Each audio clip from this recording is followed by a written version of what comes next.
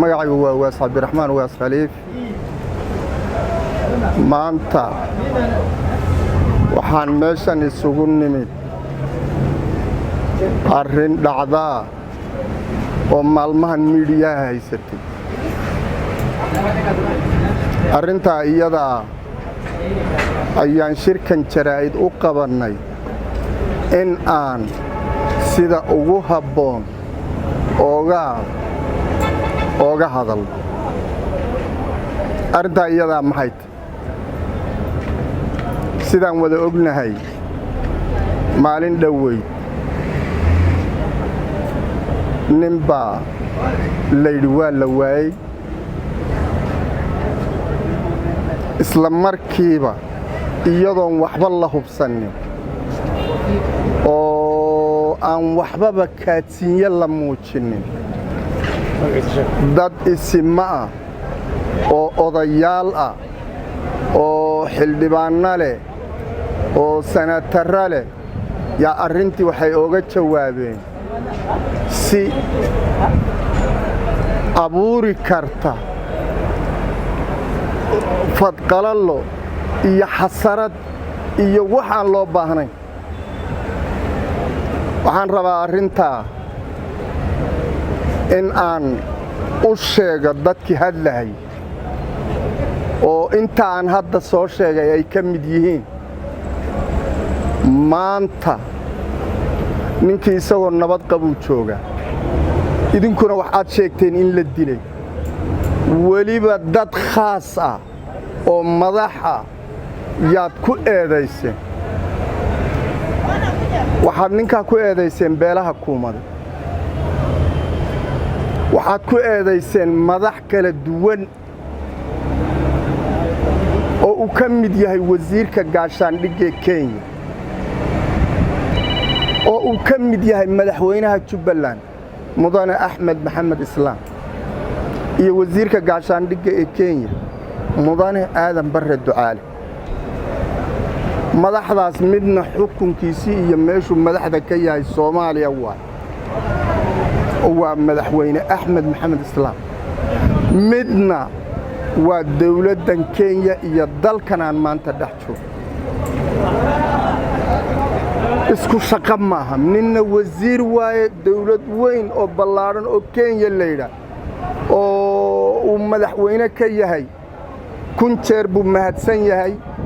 madaxda Kenya oo dhan baan u mahadnaqaynaa hay-adday dooniba ha ahaadeen annagoo afka Soomaalida ku hadlay kolkii aan soo burburnay wayna soo dhaweeyeen deegaankay noo ogolaadeen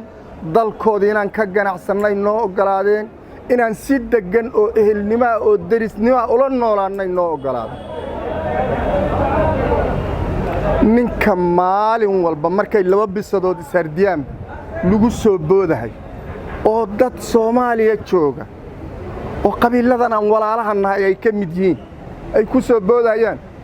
haddee ninka waa wasiirka ummadda Soomaaliyeed ee waddanka Kenya waa wasiirka muslimiinta ee waddankan Kenya waa dawladda Kenya ee 50 milyan wasiir u yahay madaxweynaheeda uu mahadsan yahay yaa u idmaday meesha inuu u qabto dhinaca wasiir loogama dhigin dhinaca kama shaqeeyo iskaashiga labada dawladood iyo labada dal ee walaalaha u dhaxeeya waa gaarkeedee shaqadiisu xagga ma mar walba dadka dhinaca jooga ee dariska aan nahay walaalahana mar walba wasiirka gaashaandhigga inay ka lalmadaan arrintaasi arrin xaq ana ma aha waa dulan wax aan aqbali karana ma aha wax maanta ka dambeeya waxaa intaa ka horreysay waxaad ogtihiin intaasoo goor magaalada Gaarisa in laga soo doorto 20 sano la soo dooran nin ceebeed oo dambiile ah hadduu ahaan lahaa intaasoo goor lama soo doorteen nin shaqadiisana ku filan dheerina u hayo Soomaalida iyo Islaamkaba waay dawladda uu ku jirana si fiican ula shaqeeyo kaalinta uu ku leeyahay ka qaata intaa waxaan kaga bixi wasiirkii gaashaandhigga iyo madaxweynihiisii iyo waddankiisii Kenya iyo sida haddaan Soomaalinahay ay wax noola qabteen amminkan ay ugu heelan yihiin inay wax noola qabtaan waa mahadsan yihiin asaga iyo madaxweynihiisii iyo dawladdiisii iyo hay'adihiisa kala duwan dadka cambaaraynta ula taagan ee maalin walba ceebaynaya maalin walba idaacadaha taagan waxaan leenahay arrinta apologies ka bixiya dadka bixin weydaan hadee mas'uuliyadda idinka qaadan doona inta waa xaggaas inta kale madaxweynaha Jubbaland ma aha hay'ad sirdoon iyo booliistoona ma aha dadka ma qabto madaxweyne sharaf leh oo meel xukumo waddankan hadda lagu dhaxeedaynayana hadda transit buuba ku yahay ninka wax ka sheegaya meeshiisa mas'uuliyadiisa inuu kaga sheego xaq u leeyahay dadkii waxba iskaga darsan halna annaga kuumadahay nafaran tahay hoos baan u dhaadhic marka hore Soomaalinimaan u hadlaa nimanka hadlaya hataa dawladda Soomaaliya wax ka sheegan oo dhahan dawlad nooma dawladdaanadii waa madaxweynaha aan ku kalsoonahay ra'iisul wasaarihiisa ku kalsoonahay nin walba mas'uul oo xagga joogana waa maadsan yaan leen shaqo wanaagsan oo ku haboonna waa haya intaan noogu heli annagu beel baan ninkii aan idmanno on ummadda u keenno kuma ballamino kulamana dardaaranno inuu xaq u shaqeeyo inuu ummadda Soomaaliyeed islaamka u shaqeeyaan u soo dirsanaa on ummadda